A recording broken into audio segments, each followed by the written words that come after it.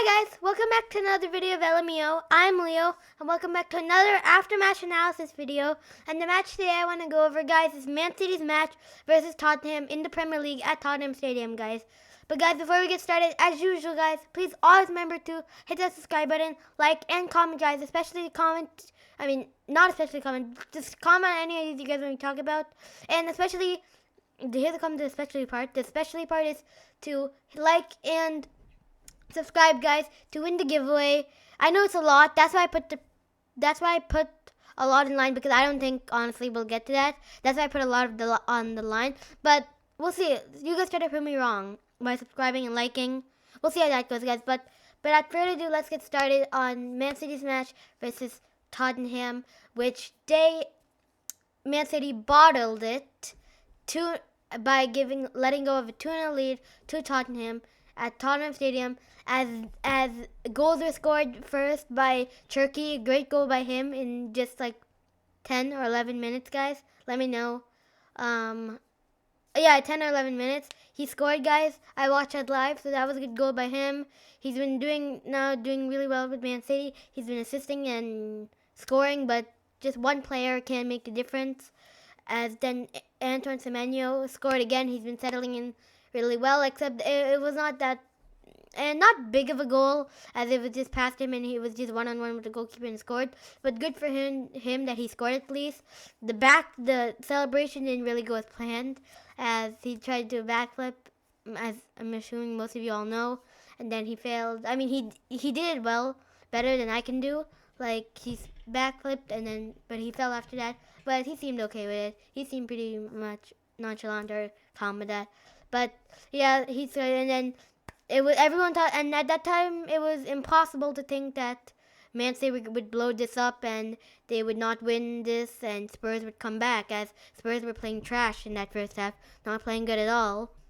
They didn't make any chances really, and they couldn't just score, and it seemed impossible. And especially when the halftime whistle blew, there was a lot of boos by the Spurs fans, so that was a major problem. And Spurs also made the 75th minute walkout plan as a protest, so that also something that, alongside the boos, would demotivate Spurs and the players.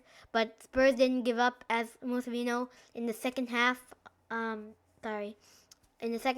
of them just locked in, did well, and didn't give up. It's like the team talk in the second half worked, and they were just more motivated. And at the end, it worked, as then they were able to score 2 goals by Dominic Solanke. I keep thinking of Richarlison for some reason, because he's normally the one that does those type of goals. But then it's Dominic Solanke who scored the first goal. But there was a little bit of controversy in that. Let me know. What do you guys think? If you're a Man City fan, you probably would be upset. Do you guys think that VAR should have ruled that out? VAR, it should have been given as a foul, as Dominic Solanke, Gahey gets in the way, and then Solanke kicks Gahey on the back of his leg, and then he falls, and then it goes from him in.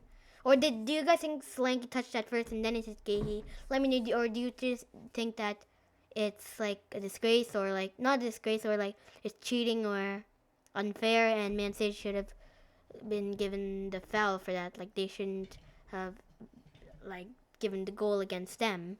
So yeah, but the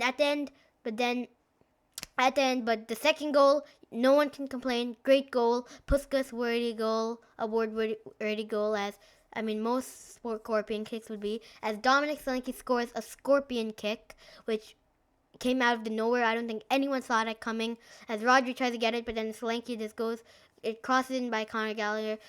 First of all, O'Reilly tries to clear it off, and then it goes off Conor Gallagher. Conor Gallagher keeps running, and then he crosses it, and then Solanke, with the back of his heel, scorpion kicks it into the corner, and Donnarumma is really upset and fuming after that. So he's upset with his defense overall, which Man City needs to fix, and it doesn't look like it's improving so far. So that's bad, and good for Tottenham, good for Solanke. Do you guys think he'll win the Puskas award? Let me know in the comments, and we'll see how that goes. But great goal from him, and at the end when Tottenham came back, that TIFO plan, or like the 75th walkout plan for the protest, that just ended up going away as every fan just stayed, and Tottenham should have scored after that as they had a lot of chances too. Some good saves from Donnarumma, and some like chances from Tottenham. As after that, Tottenham just controlled the game. Man City had some chances, but Man City were mostly like just lost it. Semenyo started to slow down a little bit at the end, as normally he's very energetic, but I could see that at the end. A lot of times he like lost the ball, and that was a bad thing from him. So he needs to. So I think Pep needs to like sub him out earlier. Like he shouldn't, especially a new player, shouldn't be playing 90 minutes already in just his like first couple of games. Maybe when he becomes like more advanced to this Man City squad, then he can. But yeah, but guys, that's pretty much it. At the end, it's Man City 2, Tottenham 2. Pep gets a yellow card for the. Oh, Pep also forgot to mention. Pep got a yellow card for complaining against the first goal, which everyone was complaining. A lot of Rodri stated that it was unfair after. Let me guys know in the comments what you guys think. But guys, at the end, it's Man City 2 and Tottenham 2 in the Premier League. Big advantage for Arsenal as they win. This week it's Carabao Cup, Arsenal versus Chelsea. We'll see how that goes. And Man City versus Newcastle. We'll see how that goes. And actually, by the time we were watching this, it'll probably be ended. The Arsenal versus Chelsea at least. So we'll see how that goes. But guys, that should do it for this video. I hope you guys enjoyed. Make sure to subscribe and like mainly to win the giveaway. I forgot to post a poll if you guys want the ball signed or not, or just a new ball, or a new ball signed by me. I mean, because I'm not that famous, but I forgot to post that. But if you guys, I'll post a poll, yes or no. Just choose one, guys, and I'd like to know what you guys think. But guys, that should do it for this video. I hope you guys enjoyed. Make sure to like, subscribe, and comment on especially anything you guys want me to talk about in my further videos. And I'll see you guys all in the next video, guys. Bye, guys.